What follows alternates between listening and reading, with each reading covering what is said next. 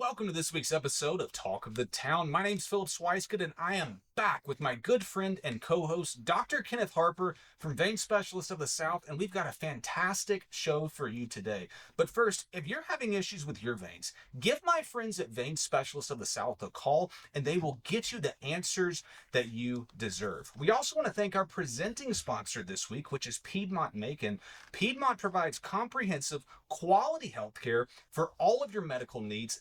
Thanks so much to Piedmont for making a show like this possible and for continuing to invest in Central Georgia. Now, if you're just waking up on Saturday morning, say it's 6:30, you've poured that first cup of coffee, you've turned on the TV, and you're like, what in the world is Talk of the Town? Here's what you can expect from me and Dr. Harper week in and week out. A conversation between us and someone in the community with an intriguing story that we think you should know about. This week's no exception because we are here with Will Davis, who is the editor and publisher of the Monroe County Reporter and the brand new Macon Reporter. Will, thanks so much for joining us. What an honor. Thanks for having me, guys. Appreciate you coming up to Forsythia so we can talk. We are so excited about this conversation, and in full disclosure, I do write for the paper. That's why I know that Will is going to be such a good interview here. Will, first, there are a lot of people who might not be from Forsyth, might not be familiar with the newspaper. Tell us, what is the Monroe County Reporter, and why should people care?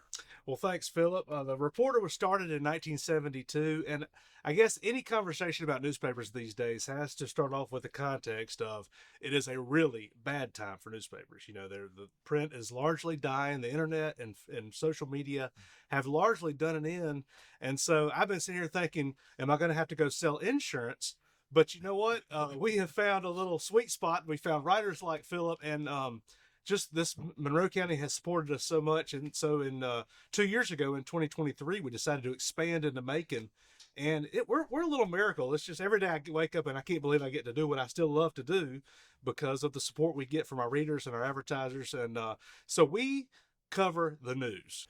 So, Will, I've been really looking forward to this interview, and we have thousands of people that watch this show, and tell them who Will Davis really is. Give them a little background about how you got into being here and how God kind of directed your path to go into journalism. All right, I'll try to make it brief. Yeah. I won't cover all 50 years.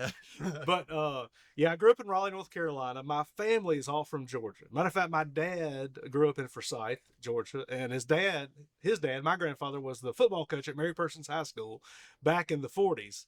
And before he moved on. And so I went to the University of Georgia and applied my wares in different newspapers around the state. And Did you get a journalism degree? I did. I went to the Grady College of Journalism, and I got a journalism degree, and met my wife, Cassie Head, who is from Macon, and I dragged her all over Georgia, poor thing. And I'm pretty conservative, so I would get in trouble because I'm one of the few in the newspaper industry who kind of leans one way politically. We talked about that. It leans a little bit to the right. And so I kept saying, you know what? And my father-in-law told me, Mike Head, he said, Will, you're not going to be really happy until you own your own newspaper. And so I mentioned it to a friend in the newspaper business, Robert Williams from Blackshear. And in 2007, we found out this paper was for sale. Back then, it was really hard to find a newspaper for sale. Not so much now. But so we were, he knew my wife was from Macon, so it was just the perfect fit. So in 2007, we moved here. We bought the Reporter, and a lot of people are trying to get out of the newspaper business, but I don't want to ever leave. I love what I do. I don't feel like I really have to work. And, growing up, and I think I told you earlier, growing up in Raleigh, when I was in middle school, I produced a newspaper dedicated to ACC basketball. Oh. So it was just in my blood from the beginning. I like to write. And, thankfully we were able to continue doing what we love to do. And when I go to newspaper conventions, I almost feel guilty. I almost have survivor's guilt because nobody can believe the success. We just had the best year we've ever had. You enjoy what you're doing. Yes, and we just had the best year we've ever had, and most newspapers are having fire sales. So I would tell you that the paper is delivered to our office every week, and it's the highlight of the week. We get it, and we read the headlines, and we'll say, oh, man, how about that? And we'll have a good laugh, and then we read the story, and it's like you're saying, it's the truth about what's going on, and we look forward to you telling us a little bit about Monroe County, because we're here today to promote Monroe County also. All right, we can go Right. there. Yeah, and to me, what's so interesting about the paper is it's not just those top headlines. It's not just people getting arrested, but it's also the actual score to the middle school basketball game. Like, you guys actually dive deep and get things that people that are in the community and have been here for a long time actually care about. But I do want to ask you this, because we're actually filming this here in January. We just got done with 2024. It was actually my first year writing for the paper, and I really enjoyed that. But I've got to ask you, what was your favorite story from Monroe County from 2024? Wow, that's tough.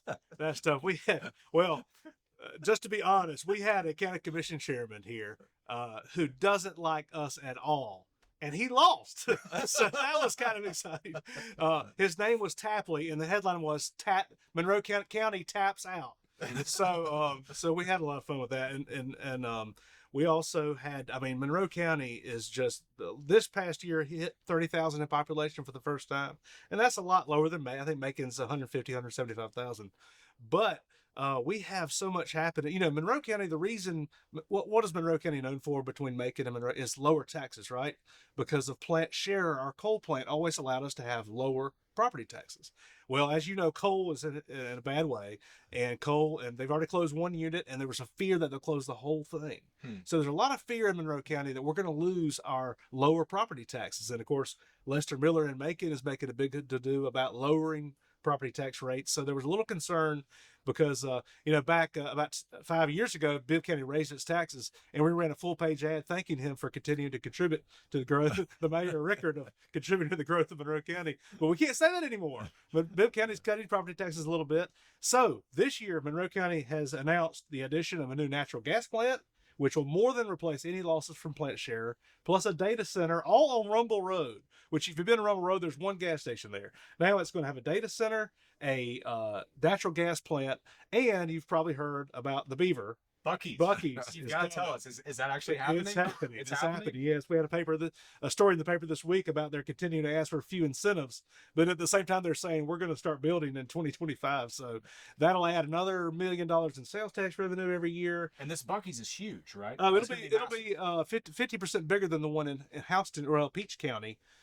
So because Larger? yes, Hey, what? You ever go to Buc-ee's? Oh, the beaver nuggets. Right. I was gonna ask. If you have not experienced beaver nuggets from Buc-ee's, you're missing out. I proposed to my wife that we go on a date night to Buc-ee's. That was vetoed, but I still like the idea. I thought you were going to say you proposed to her. You're out. Get out. That's just a little too country. We're glad they're coming to Monroe County, but they ain't really from around here, are they? No, they're a Texas company. But they fit right in. Yeah, don't the they? only consolation is Stan Beard, the director of real estate, said they were going to allow them to sell the Reporter, and I said, well, then you have my blessing. You can come. We're in. That's right. That's right. All right. So I've asked you about 2024. Talk to us about 2025. What stories are coming? What all do you think is going to happen in Monroe County in 2025, aside from what we've just talked about? Well, we just announced in this week's paper that Mary Persons High School is going to build a new high school, which is a huge deal. That school is 42 years old, and so they need it, and they are going to try to connect. If you know Forsyth at all, there's Monroe Academy, the old private school that closed here about 15 years ago, and there's the Mary Persons in there on 41. There's a stretch of Highway 41, and then they are going to connect those two campuses with a road back there and build that high school back in the woods back there, which is where we were talking earlier. That's where the interest, just if you like history like we do, that's where the Confederate officers' hospital was during the Civil War, was right there in the middle of.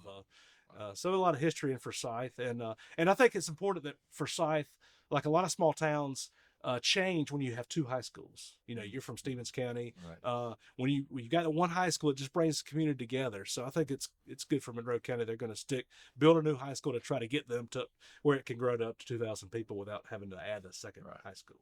And Mary Persons is a massive reason that people move to Monroe County, because they want to be in a school that's of that caliber. Yeah, it's a good, public schools have a difficult reputation, but out of the public schools is one of the better systems in the state for sure. Will, I want to ask you a question about the future of newspaper, but first we have to take a quick break to hear a word from our sponsor. I'm a respiratory therapist, 33-year-old mother of two, with one of my children having medical needs. I enjoy being outside with my family, and I enjoy riding horses as one of my personal pastimes. After having 2 children, my varicose veins were really painful and I knew I needed help in order to keep up with my busy lifestyle. That's when I reached out to the only accredited vein center in Central Georgia, Vein Specialists of the South. Meeting with the VSS team, they listened to my concerns and developed a treatment plan perfect for me and my hectic schedule. During my procedure, I could tell the staff truly cared about me and what they do. The procedure was really quick. They put on my favorite music and made me feel completely comfortable the entire time. Recovery was easy, and I was glad I didn't wait. And most of all, it was covered by my insurance. Now, there's nothing stopping this mommy from living her best life. If you need vein care, I encourage you to call Vein Specialists of the South today. Piedmont-Macon is proud to be your partner in healthcare, in business and in the community.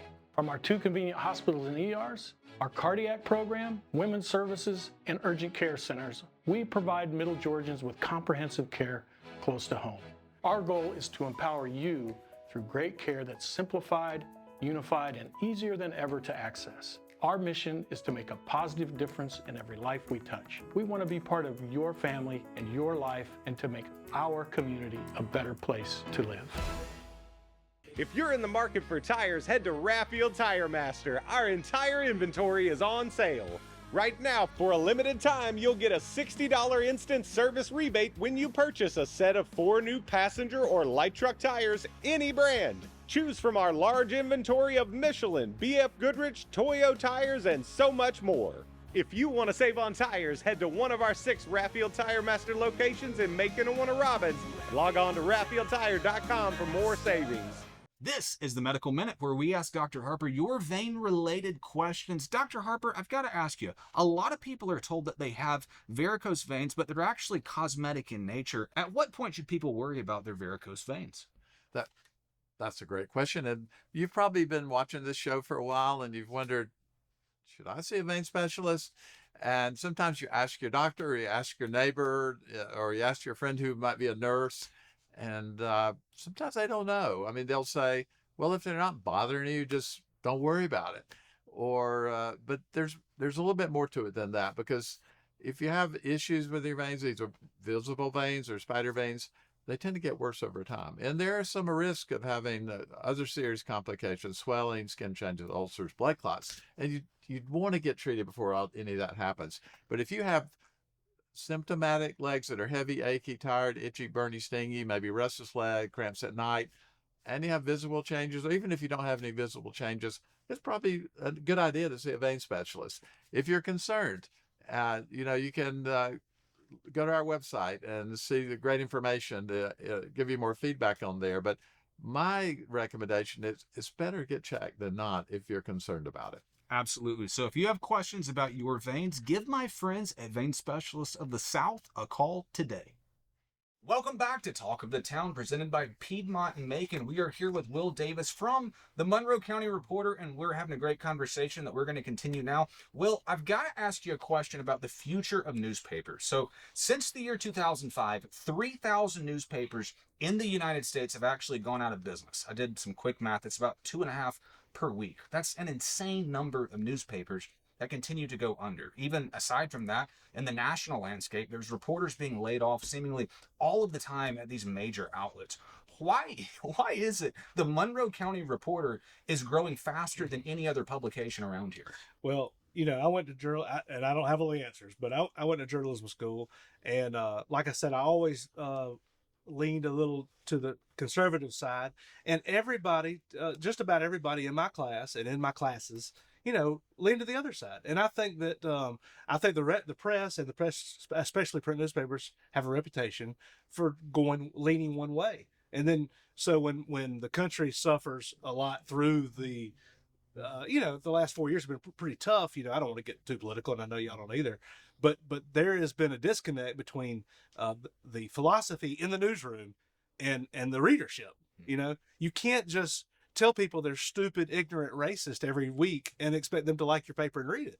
And so I think people want to see and read things which they enjoy. I know that Eric Erickson, who one of his predecessors was Rush Limbaugh, and he used to he was a huge influence on my life as far as people want a media which they feel like when they're reading it, they feel like they can relate to. And when you pick up most newspapers today, they don't get that. When people have an ideology, they're just trying to advance the ideology and not just tell me the news, tell me the facts. And so that's what we try to just tell it like it is. And in the old days, 100 years ago, reporters were blue collar guys who just grew up in small towns and just thought normally. Right. But now we send them to universities for 4 years where they get taught how to think, taught what to believe, taught what ideology, and they're all the same. Right. And so we come along and we give people a different viewpoint. We welcome all viewpoints. We welcome letters to the editor, but we tend conservative. And I think people recognize that and they're like, somebody respects my values. Somebody believes like I do. And to your credit, you guys have published some letters to the editor that were not very nice to you guys. You guys have published some good ones. Like Rush Limbaugh used to say, we moved them to the top. So when you think about investigative reporting,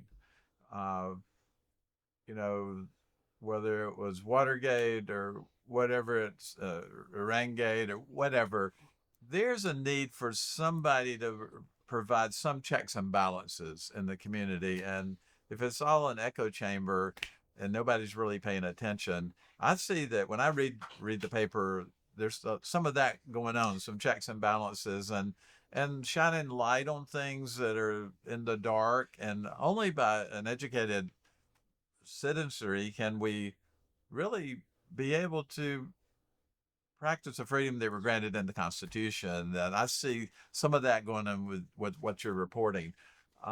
Tell us a little bit about how you chose to make the Macon Reporter kind of an outgrowth of the Monroe County. So yeah, great point and great question. You were talking to my heart when you talk about the need to shine a spotlight.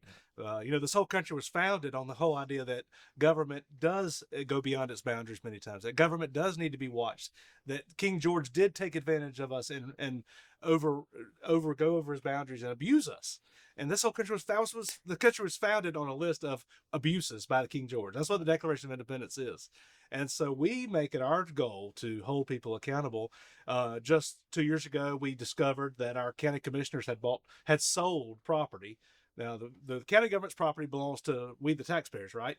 They had sold the property on the river, 100 acres on the river down in Juliet, for $1,000 an acre. Just quietly, didn't advertise it properly, broke the law, and we exposed it. We reported it.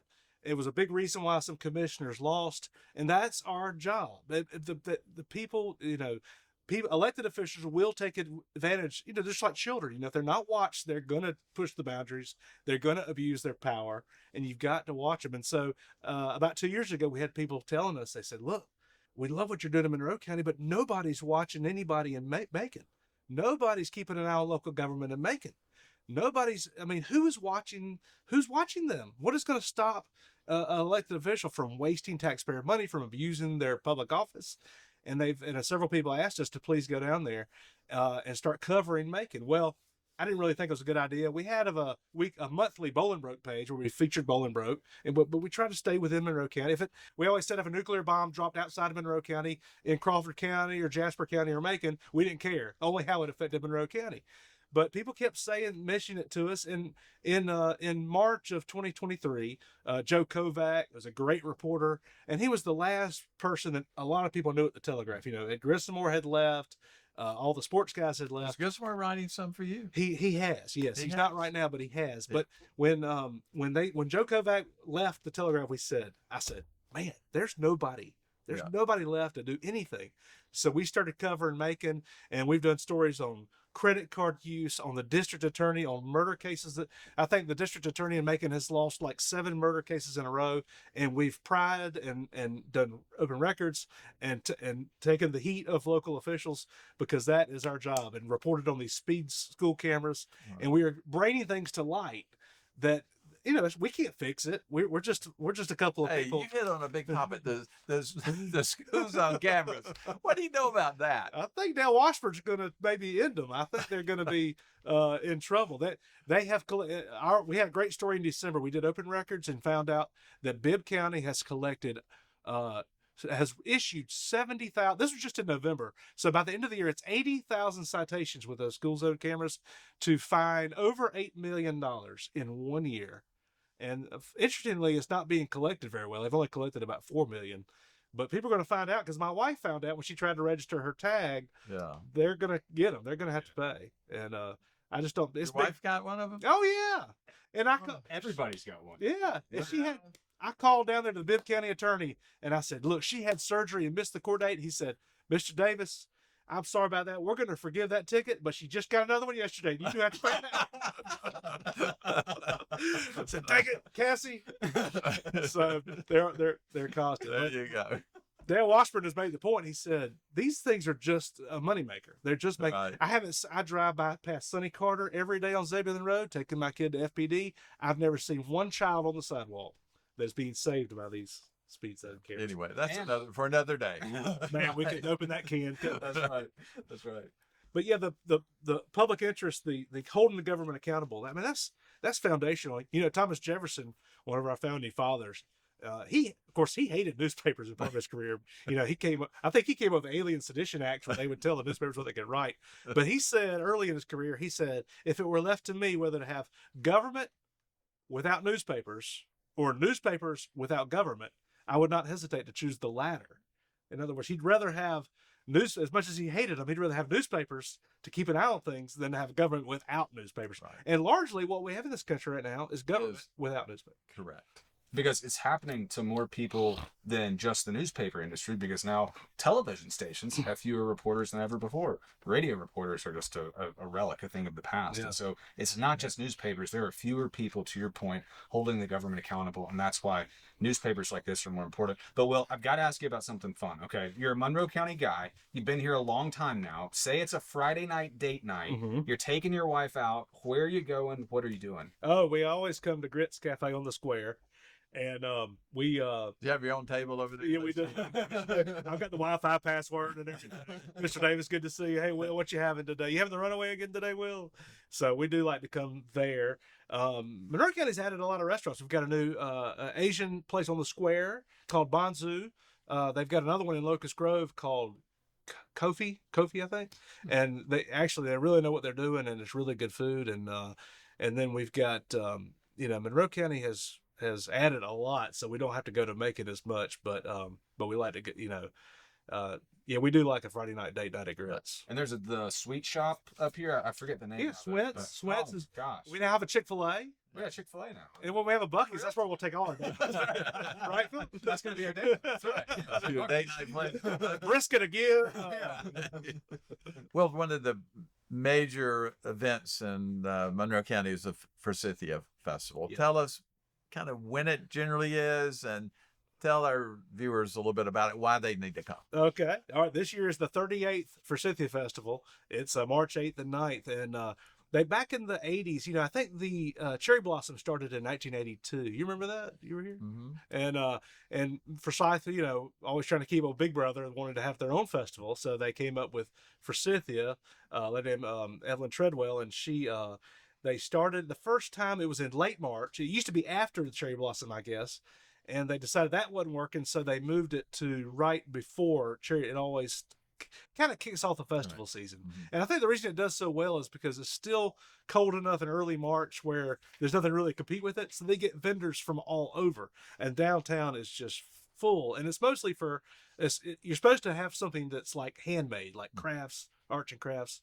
And of course, they have food vendors, and they used to have a horseshoe competition, but now it's kind of given way to pickleball. But yeah, it's a fun weekend as long as it doesn't snow. That's the main thing. Seems like when I first moved to Forsyth in 2007, I think we had 3 years in a row of horrible weather.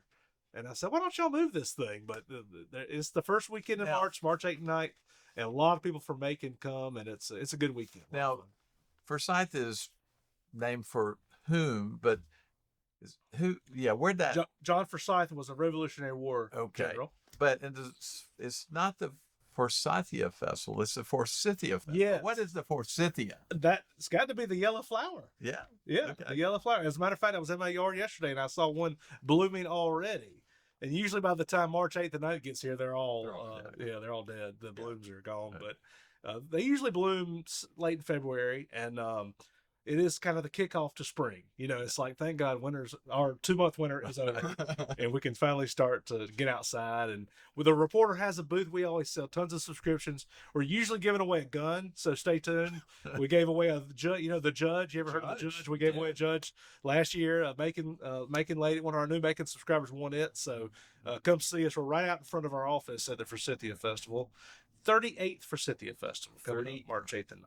The 38th Forsythia Festival. That's fantastic. Easy for you to say. Easy for me to say. But Will, as we move towards wrapping up here, I've got to ask you, where can people go to subscribe to the paper? Well, our website is mymcr.net. And it's just, if you're in Monroe or Bibb counties, it's just $60 for a whole year. People always think, is that a month? And no, that's a whole year. It's a deal. Yeah, because And that's a real piece of paper. You hold it like this and you can read it, that's right? it. Because our writers like Philip are so cheap that we can give it away for that much. It doesn't smear on your hands or anything. Not does too it? much, not too bad. But if you subscribe, you can either you get both an online and a print subscription. And some people say, I don't want the thing on my hands. I'll just read online. That's fine. But we love to send out print copies. A lot of people say, I just like to hold it in my hand. It's the way I grew up. I had a guy call me today and said he grew up in Alabama and he loves the paper. He said, what do you do? How do you do it? But funny story, the first week I was talking about the first Macon Reporter we did was in April of 2023. And we were going to do it monthly. Like we do our Bolingbroke page a month. We were going to do a Macon page monthly. And we came out we had a big feature on Eric Erickson. We had some Macon news. It was a lot of, it was good Macon content. And we said, okay, that was, I think it's going to work out. We'd added a writer or two. And a lady called the next week, the paper came out, we're going to do it monthly. And a lady called and said, I got my paper, but I can't find my Macon section. And I said, well, ma'am, it's going to be monthly. Well, you need to do it every week. So within a couple of weeks, we'd started it weekly. And it's grown from there. That's fantastic. Will, thanks so much for the conversation. We really appreciate it. And thank you guys for joining us again this week. And stay tuned because you never know where me and Dr. Harper might be next.